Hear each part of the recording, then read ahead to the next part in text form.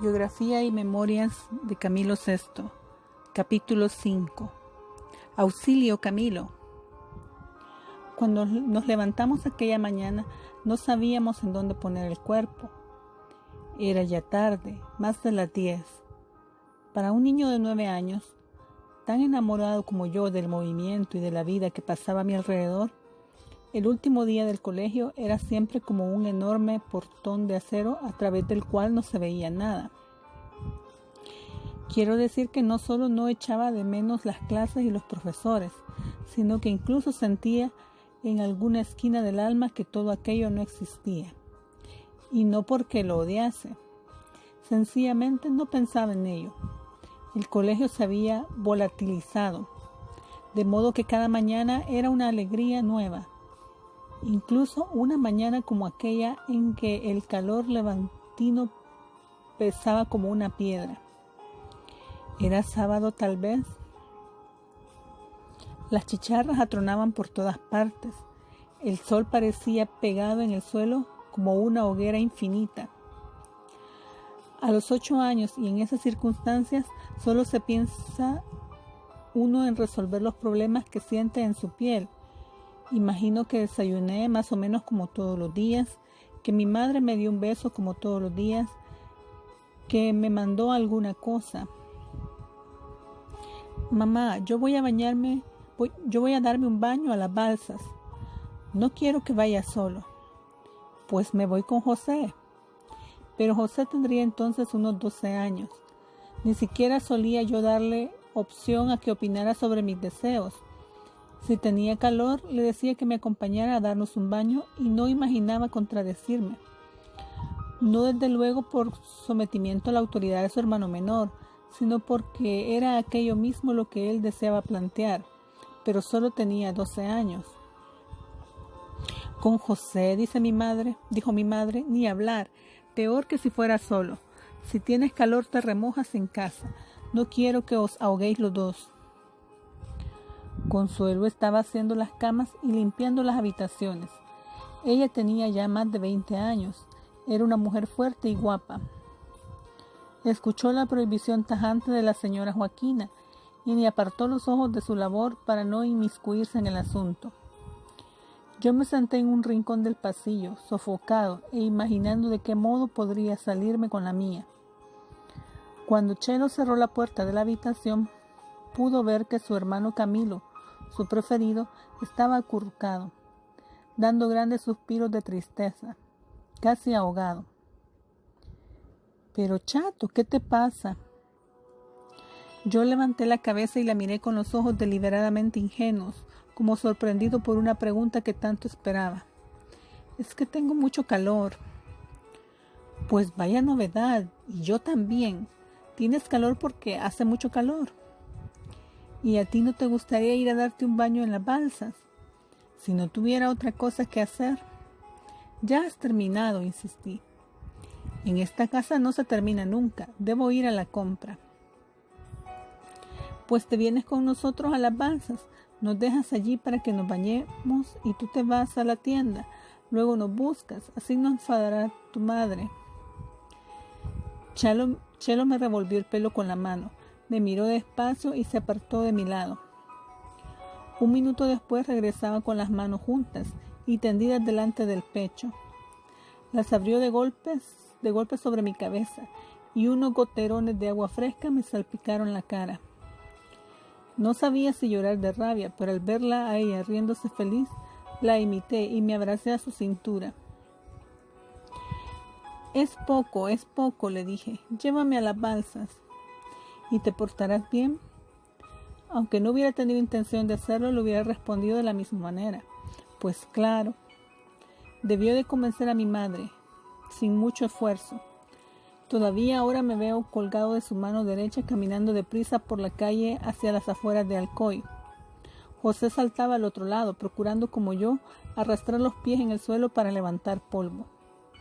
Chelo todavía continuaba riéndose y alzaba mucho la cabeza hacia la luz, como si quisiera absorberla toda.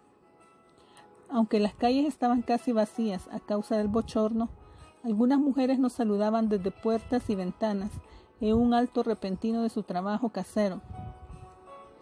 Nadie sabía mucho de mí en el mundo por entonces, ciertamente, pero en mi calle era ya muy famoso. Y con eso tenía suficiente. En realidad me bastaba con dar saltos al lado de mi hermana, bien sujeto a su mano. Ya ni siquiera hacía calor. La felicidad únicamente consiste en instantes fugaces como aquel, insignificantes y pequeños, pero perfectos. Probablemente en aquel momento ni siquiera me apetecía ya bañarme. Era suficiente el polvo amarillento que nos rodeaba, el tacto de la mano segura, los gritos que José y yo nos dirigíamos sin mirarnos, el continuum agobiante, lento y dulcísimo de las chicharras. No sé a cuál de las balsas nos dirigíamos, ni por qué elegimos precisamente aquella. Los campos de Alcoy están sembrados de pequeños pantanos en los que se recogían modestos manantiales, enjutos, regatos y las escasas lluvias para utilizar las aguas en los regadíos del cultivo de huerta. En verano, desde luego, cumplían la función de albercas, siempre que sus dueños no estuvieran al acecho de la chiquillería para impedirlo. Los altos bordes de tierra y piedras contenían el agua, que podía quedar libre abriendo las compuertas dispuestas en el fondo de la balsa. De todas maneras, no creo que fuera muy grande, y si con ojos de niño no parecía grande, sospecho ahora que era realmente pequeña. Un charco profundo, rodeado de verde, lleno de agua verde a la que el duro sol no podía atacar. Nos quedamos aquí. Mi hermana Chelo llevaba ya puesto bajo el vestido un bañador estampado. José y yo teníamos menos miramientos con el pudor. Sin comprobar siquiera si alguien nos estaba vigilando, nos quitamos los pantalones, camisas, calzoncillos y zapatos y nos lanzamos al embalse. No teníamos mucho estilo nadando, ni tampoco pretensiones de adquirirlo. Lo importante era agitar brazos y piernas, bucear, lanzarnos aguadillas, chapotear en medio de aquella frescura maravillosa. A nuestro alrededor, como un ángel de la guarda, Chelo disfrutaba también de su porción de dicha. Nos salpicaba, un día presionándonos en la cabeza y luego nos rescataba tirando de un brazo o de una pierna. José fue el primero en tomarse un respiro. Le seguí yo, y juntos nos tumbamos en las hierbas calcinadas de la orilla. Me sentía tan dichoso que me puse a gritar. No se trataba de una canción de aquellas que me aprendía de memoria después de oírlas por la radio, de una escala estudiada en el colegio. Era un puro grito modulado, la voz pura y simple como expresión biológica de que uno se encuentra a gusto, de que sería capaz de pasarse así la vida entera, sin crecer más, sin descubrir ningún otro rincón del mundo, sin pedir nada a nadie, sin moverse. Siempre he sospechado que la música y la canción nacieron de un estado de espíritu semejante a aquel, como expresión irracional y biológica de una sensación corporal, primitiva, infinitamente alejada de toda contaminación civilizada. Gritaba al sol, al aire, al cielo, al agua, a mí mismo. La canción no tenía texto, no tenía palabras porque no eran necesarias. Y pronto se unió a mi voz otra que también brotaba del fondo de la sangre. ¡Camilo, socorro! ¡Camilo, socorro, socorro! Me quedé sentado tirando hacia la balsa. Allí en el mismo centro, mi hermana Consuelo braceaba agitada y desesperadamente, con la cabeza muy salida del agua y los ojos muy abiertos. Tenía el pelo anudado al cuello como una soga negra. Eso es lo único que me atemorizó. Y se dirigía a mí con sus gritos. «Se está ahogando, Camilo», dijo José, como si se tratara de una parte imprevista de un espectáculo. Tanto para él como para mí, aquello era sencillamente insólito. Chelo movía convulsa todo su cuerpo en medio de la balsa y nos pedía ayuda. Éramos tan niños que la palabra ahogarse tenía un significado extraño e infinitamente lejano.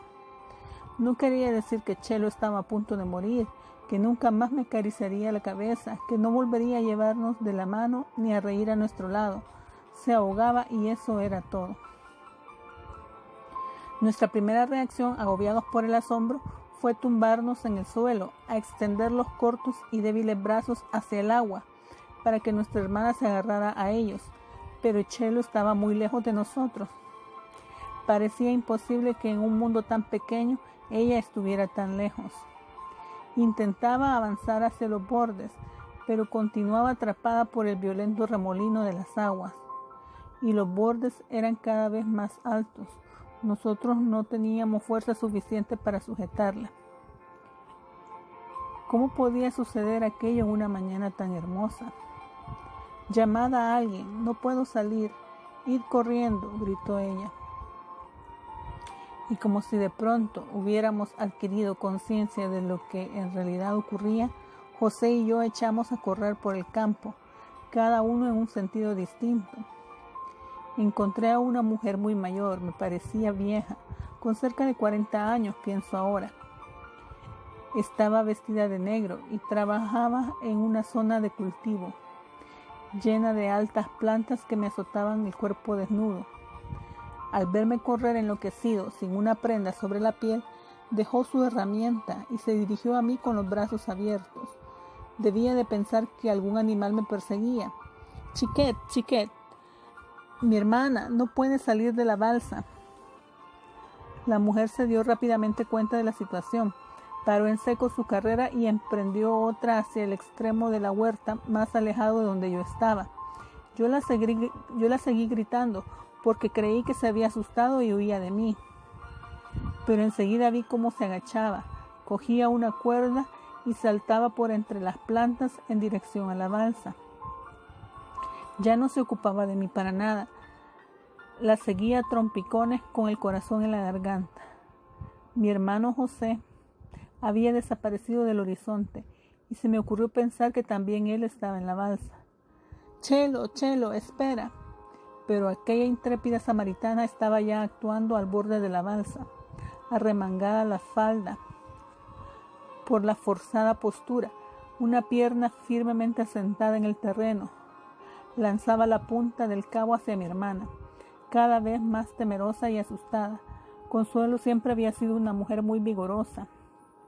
Ahora braceaba con mayor ímpetu y por fin consiguió aferrarse a la cuerda. La mujer de negro tiró con fuerza y yo, como si sirviese de algo, me agarré también al extremo de la cuerda y empecé a hablar como si de mis tirones dependiera la vida de mi hermana, aunque supongo que en realidad dificultaba más que favorecía el trabajo de la mujer. Al fin Chelo tocó la orilla, mientras en el centro del pequeño embalse el vigoroso remolino continuaba absurdamente girando, ya sin su presa. Quedó derrumbada sobre las hierbas, respirando agitadamente. «Madre de Déu, menos mal, menos mal». Mi hermana se irguió y quedó sentada en el suelo, sujetándose con los brazos la zona del estómago. «¿Qué ha pasado? ¿Por qué no podía salir?», preguntó mirándome a mí como si se sintiera culpable, como si yo entendiera algo de aquellos asuntos de gente mayor. «He tenido que ser yo, hija mía», dijo la mujer sin apartar los ojos del agua. «Me puse a regar y abrí la compuerta de la balsa sin saber que os estabais bañando. Al salir el agua por debajo siempre hace unos remolinos muy fuertes. Por la forma del terreno será, digo yo, siempre lo he visto.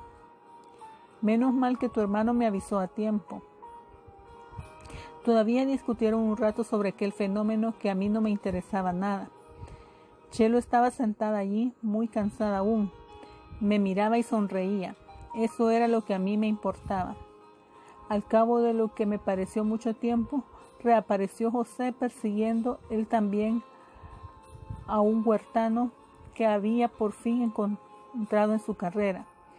Y el hombre terció sin dudarlo en el asunto de los fondos de las balsas y los remolinos, y el calor que hacía y por qué no se había fijado la buena señora si conocía la cuestión, y cómo el agua parecía verde a aquella hora. Yo estaba sentado en el suelo, escuchando, y aunque era mediodía y el sol horadaba la tierra, sentía un frío espantoso en las rodillas y en los codos. José y yo estábamos vestidos y no sabíamos qué hacer. Por fin Consuelo se levantó, se puso el vestido, que era de color naranja, me parece, sobre su traje de baño verde oscuro. Todavía tardó un rato en despedirse del hombre y de la mujer que la había salvado. De nuevo nos tomó de la mano y empezamos a andar. «Si tú, Camilo», empezó a decir, pero se calló. «¿De verdad que no podía salir del agua?», preguntó José. «Los remolinos son unos traidores. Hay que tener mucho cuidado», dije yo usando palabras aproximadas a las que había escuchado al huertano. «Pero no vamos a decir nada a madre, ¿verdad? Solo hemos estado jugando un rato en la balsa y yo me divertí dándoos un susto».